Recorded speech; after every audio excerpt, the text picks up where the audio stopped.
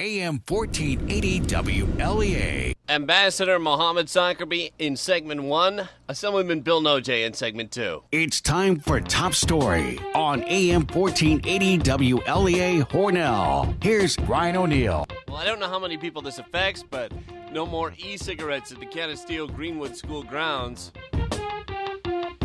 Ken Eisman presented with a lawsuit that he either had to step down from being county risk manager or the Hornellsville town supervisor's job. He stepped down from the risk manager's job in Bath, and then Labordi and Stevens continued their lawsuit against Eisman, saying that they also wanted him out of the Hornellsville town supervisor's job.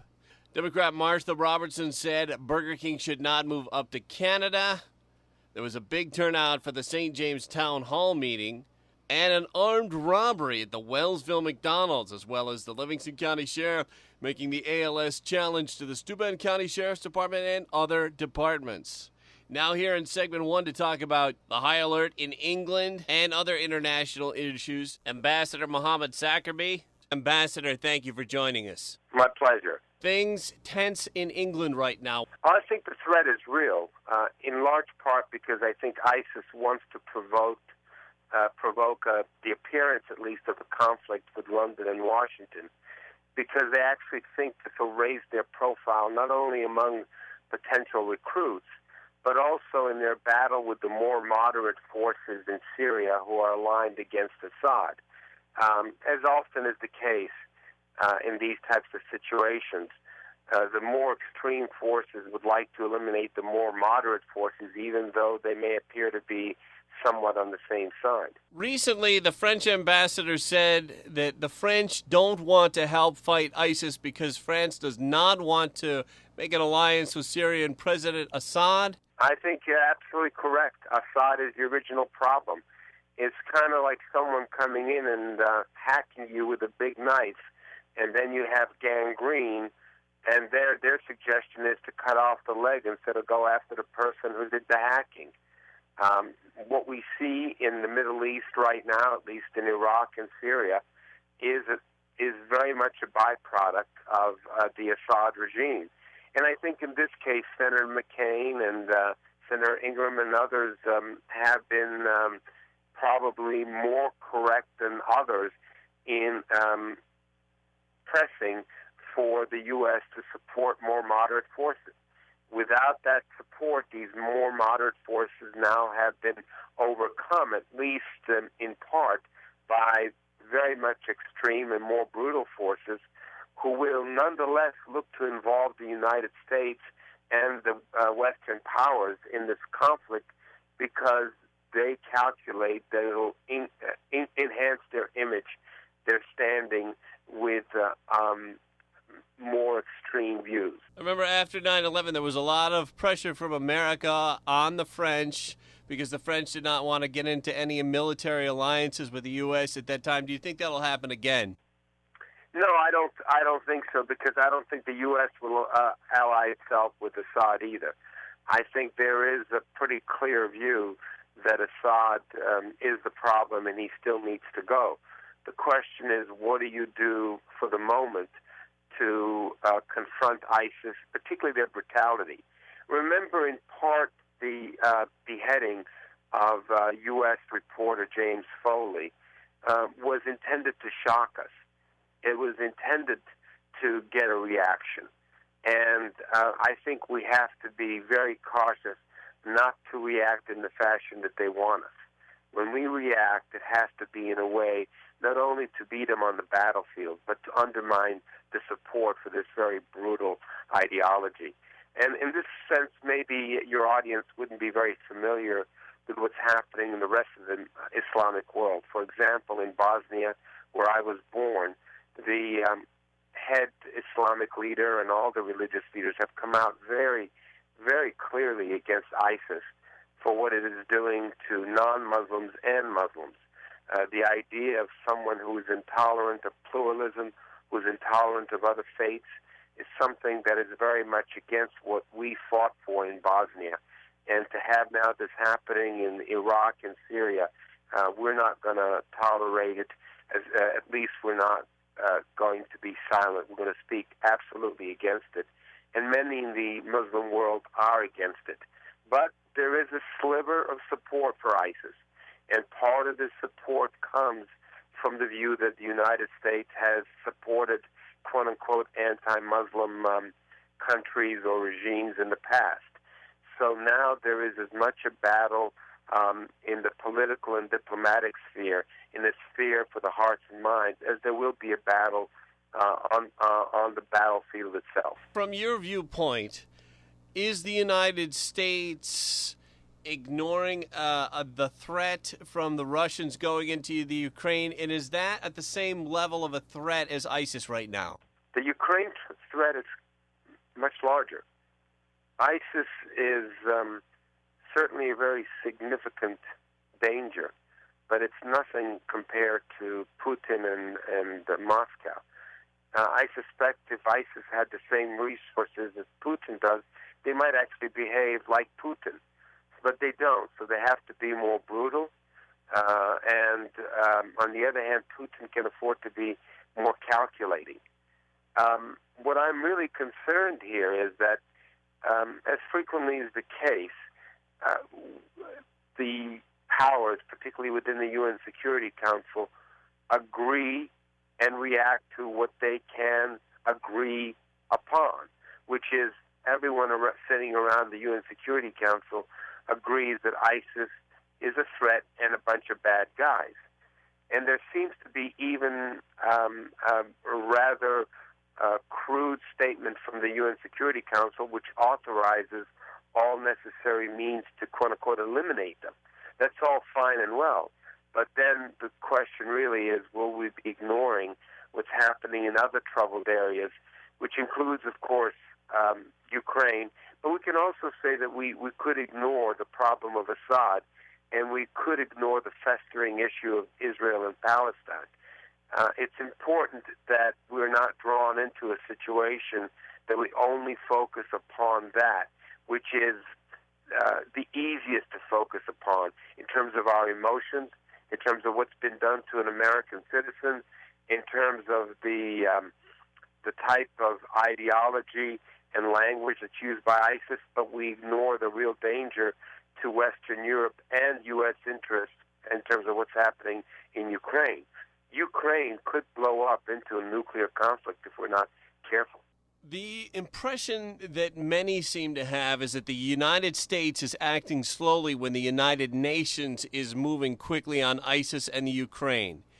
Is that really the case, or are there things going on behind the scenes we don't know about? Undoubtedly, there are things going on behind the scenes. And we could be not only engaging our allies in terms of diplomacy, but we could be also providing assistance to allies who are acting militarily, as, for example, the Kurds in northern Iraq.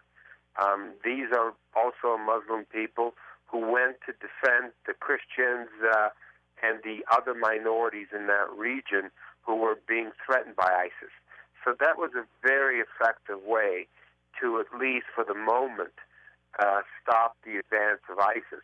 Whether that's enough or not, I don't know. I don't have a great intelligence input on that issue.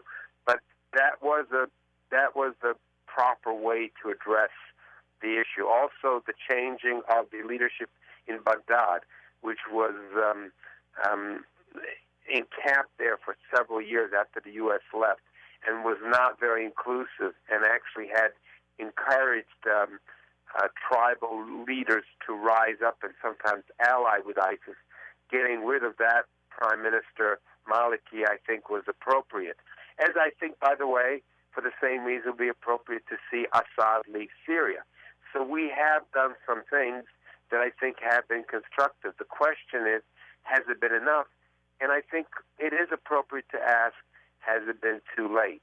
And this is where I come back to Senators Lindsey Graham and Senator John McCain, who advocated greater action in the beginning of the Syria conflict. We seem to have had a similar view from Hillary Clinton, but in this instance, I think the White House was too cautious, maybe didn't recognize that there was a danger in not acting as well as inacting.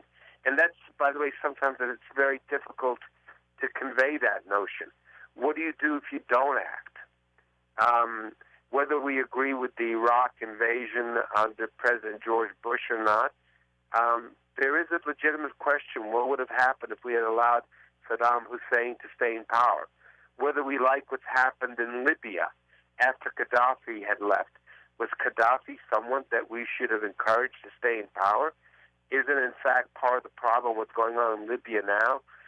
Several decades of Gaddafi mentality that I think has pervaded a society that used to be, I think, very different. I lived in Libya as a young boy, and when I see Libya today, I can't recognize it, and I can't recognize in many ways the new mentality that is coming from some of these militias there.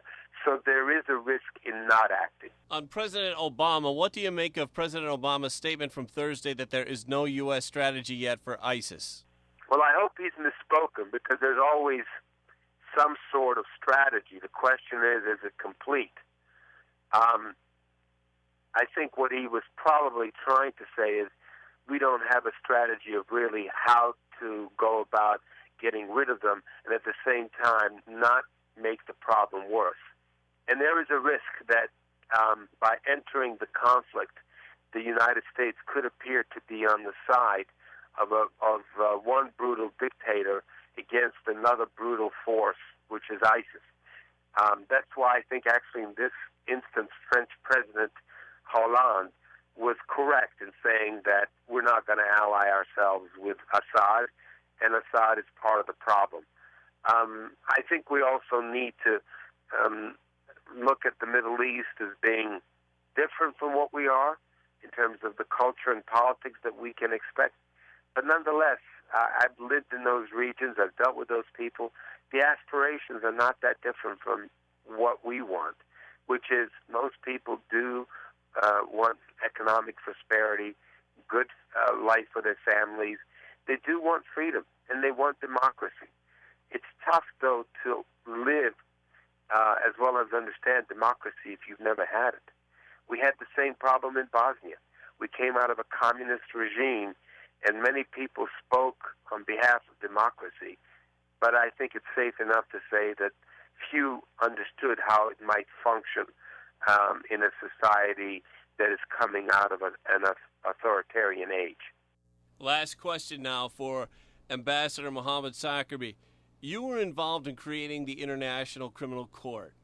Do you see ISIS leaders ending up there?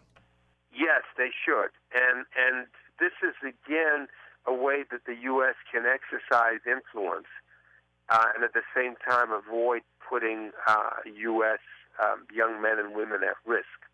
The rule of law has been always one of the great strengths of the United States. It's also been one of our great rhetorical tools when we talk about international policy, whether it's been in the former Yugoslavia, it should also be in Ukraine. It certainly was there in Libya, and it should be there in Iraq and Syria, not only for ISIS, but also for Assad, and that's important. So you cannot selectively apply law when it comes especially to brutality. It needs to be applied evenly.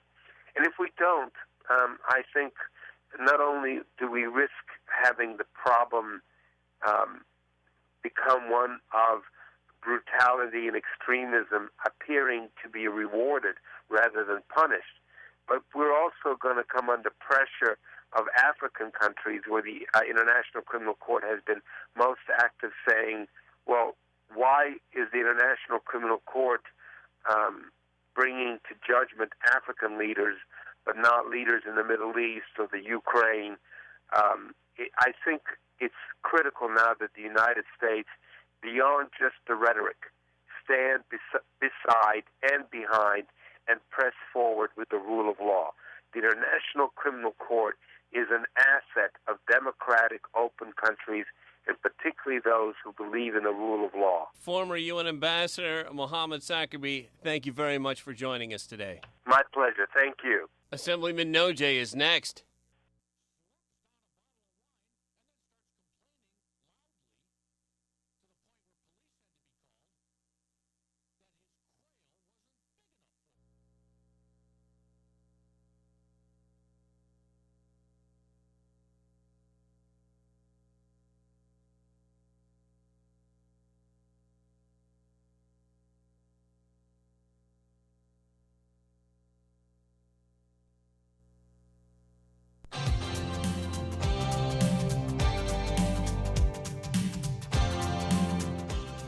Back on the show, I'm Brian O'Neill. On the line now with Assemblyman Bill Nojay. Assemblyman, thanks for joining us.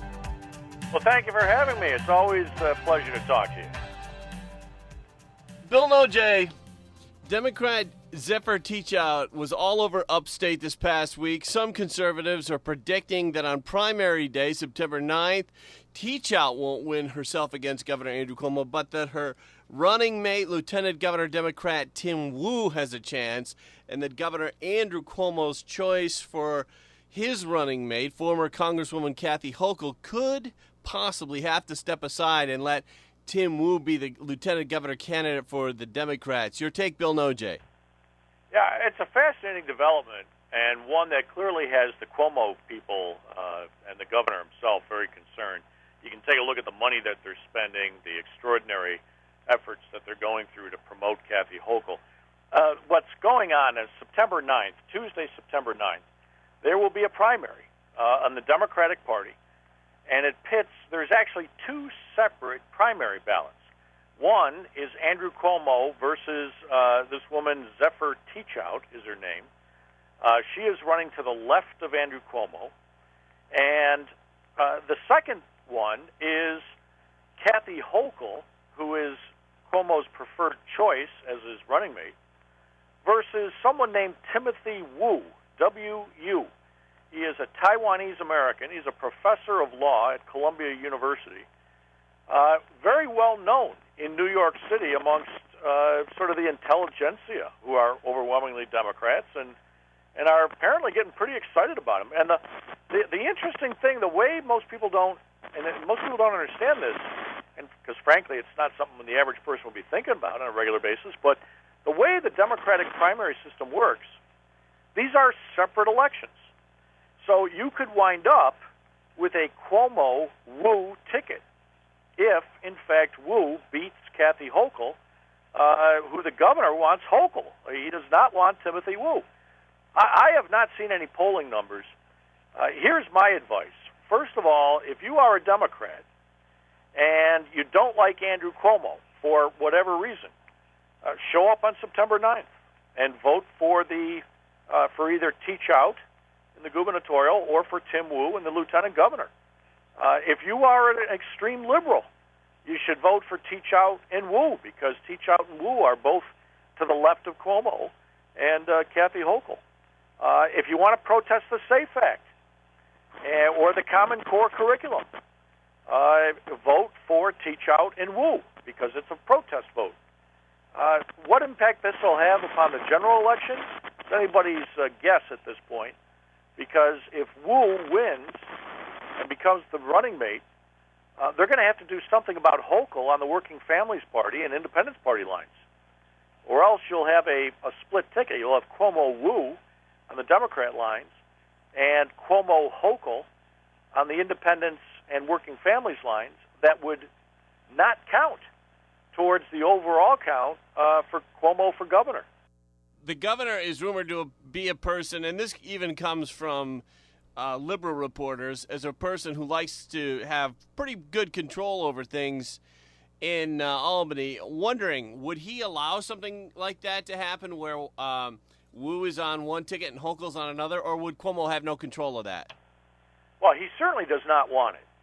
And under the election law, the only way, once you're on a ballot, the only way you get off is if you die, or you turn age, I think it's 70, which Hochul is not, or if you're nominated for a judicial position. I can guarantee you that the governor's lawyers are looking for a judicial spot to run Kathy Hochul in. I don't know if there's a spot available. I'm not privy to their thinking. I do know that the governor is going to do everything in his power to bounce Hochul off the ticket if Timothy Wu wins the lieutenant governor spot on the Democratic line. Also in state news recently, Republican Rob Astorino sent out a cease and desist letter to TV stations that were running Governor Andrew Cuomo's anti-Rob Astorino ads. Pretty tough ads. They called Astorino a racketeer and a fraud. We caught up with Lieutenant Governor candidate Republican Chris Moss on that. I mean, certainly. I don't think negative advertising is anything strange to politics. It's been around for years and years. But there's a difference between negative ads and out and outright lies and mistruth and trying to mislead people. So basically, the letter was putting everyone on notice, including the media outlets, that, you know what, there's misinformation here. There's inaccurate information here that's being told in that manner. Bill Nojay. Yeah, it's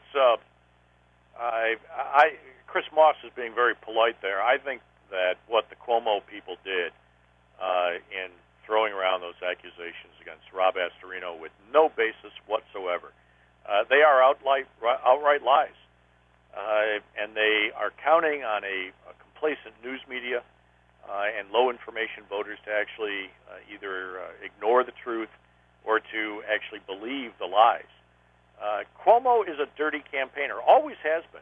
Yeah, that's my next question. Why is Cuomo's campaign being so tough when Cuomo is way ahead in all the polls? Well, because he's always been that way. I mean, Andrew Cuomo manages his dad's campaign for governor, and famously was everybody believes that he was behind the signs that said "Vote for Cuomo, not for the homo." When referring to Ed Koch, was running against Ed Koch, Ed Koch, and that was Andrew. I mean, he's a dirty, in the gutter, vicious campaigner, and always has been. So he's just being true to form. We also asked Sheriff Moss this week if he and Astorino would get another Moreland Commission going if they're elected in November. We're going to let the U.S. Attorney's Office and U.S. Attorney Bahara go ahead and complete their investigation. They can take the information they've gotten from the Moreland Commission. Do I believe that we should have some type of independent commission that looks into corruption? Definitely, but you know what? The governor, lieutenant governor shouldn't have anything to do with it. We have an attorney general, we have a U.S. attorney, but we need some facet to make sure that someone is dealing with these types of issues, because I think when it comes to the Moreland Commission, they've only scratched the surface. I think there'll probably be more indictments or more subpoenas to come, but unfortunately these types of investigations take long periods of time, so I mean we can't expect it to be done tomorrow. Bill Nojay. Yeah, I think he's right about that. There's no need for another Moreland Commission as long as the federal prosecutor is on the case. And Preet Bharara, at least to date, looks like he's being pretty aggressive about trying to root out corruption. The problem is, and frankly, my concern about what the U.S. Attorney has done to date is that they're going after the little stuff. Things like false filings of per diems, which are $170 a day, that kind of thing. That's really, that's penny ante. What they should be looking at is why Sheldon Silver's chief of staff, the Democrat leader of the state assembly, why his chief of staff had $400,000 of cash in her bedroom closet. Why her husband was indicted for embezzling millions of dollars that came from state taxpayer grants. And yet she is still working for Assembly Chairman Sheldon Silver, or Speaker Sheldon Silver. That's the kind of stuff that I think rolls people's eyes, and they think, they're going after the little guys, but they're not going after the big guys. Why is it that Andrew Cuomo has got $30 million in his bank account, his campaign bank account, that all comes from rich real estate developers contributing $5, $10, sometimes $50,000, and then getting real estate tax credit deals, just coincidentally, mind you, I'm sure, within a month or so of their campaign contributions?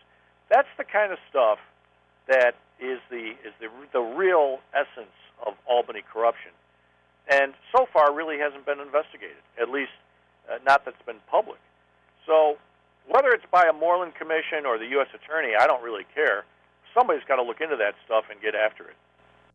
Another person WLEA was able to catch up with this week on the Moreland Commission was State Attorney General candidate Republican John Cahill. He's not impressed with his opponent, Eric Schneiderman, the Attorney General? I do believe that he's been partisan, that he hasn't been willing to establish the independence of his own office, whether it's breaking from Governor Cuomo on the Moreland Commission, whether it's challenging Shelley Silver on the Vito Lopez arrangement to try to pay women who were sexually harassed in the office place, or whether it's taking on the mayor of New York City over charter schools. He has not been an independent voice in Albany, and whether that's partisanship or disinterest, certainly he has not been serving the interests of the people that he.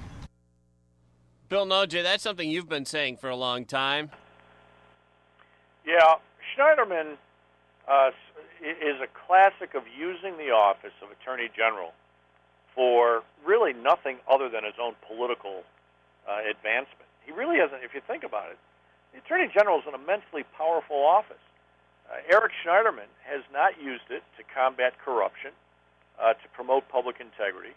He's used it to get headlines for Eric Schneiderman. And if it doesn't get headlines for Eric Schneiderman, or worse, if it could actually hurt him politically by involving some of his Democrat friends out of New York City, he doesn't do it. So I think Schneiderman, he deputized members of the Moreland Commission and then stayed silent while Cuomo dissolved the Moreland Commission, even though it was fairly clear there was gross obstruction of obstruction of justice occurring. I think Schneiderman has just been a big disappointment. Elliot Spitzer used the Attorney General's office for self-promotion. Andrew Cuomo certainly did. But don't you think they were better AGs than this guy? I'm sorry? Don't you think that Spitzer and Cuomo were better at the Attorney General's job than Schneiderman? No, I'm not sure I would say they were better. They were more active than Schneiderman. But all three of them have used the AG's office really as a political office for their own self-advancement rather than to do the public's work. And so I think all three of them fell down. I mean, Elliot Spitzer wound up chasing a huge amount of jobs and business outside of New York State because he was really harassing people in the securities industry. I don't think that's anything to be proud of, but he certainly got headlines, called himself the sheriff of Wall Street and that sort of thing. Didn't really clean up much of anything, but he did get a lot of publicity for himself. Assemblyman Bill Nojay, thank you very much for joining us this week. Unfortunately, we're out of time. Hey, good to talk to you as always. Thank you, Assemblyman Bill Nojay. And before that, Ambassador Mo. It's AM 1480 WLEA. InfoTrack is next.